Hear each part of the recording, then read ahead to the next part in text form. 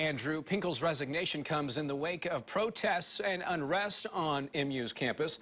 Here's a look at some of the groups that have gathered today continuing to protest racism and MU officials' response to racism. The turmoil has forced several MU officials out of their jobs and has led some to send and post violent and threatening messages. Tonight, we are looking into possible new threats against the University of Missouri students and MU faculty members.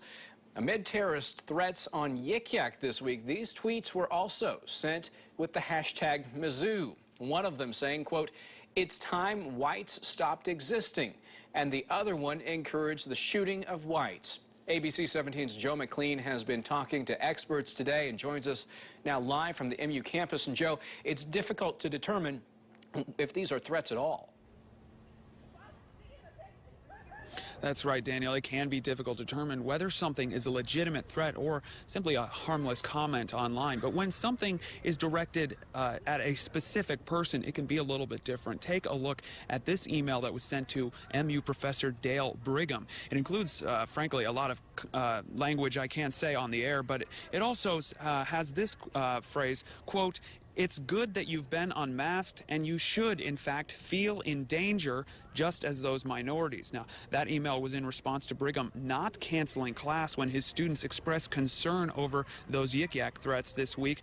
But whether it's those tweets about shooting people on campus or a direct email to a teacher like this one, Detective Tracy Perkins with the Cyber Crimes Task Force says it's hard to determine whether something is a legitimate threat. It's a freedom of speech, but there's a boundary and a line where it becomes illegal. So, without having to go over, that step and say, well, exactly this or this, you'd have to look at the law. You'd have to look at terroristic threats. Now, I checked in with MUPD and local prosecutors about whether or not these possible threats are being investigated. I got no response today.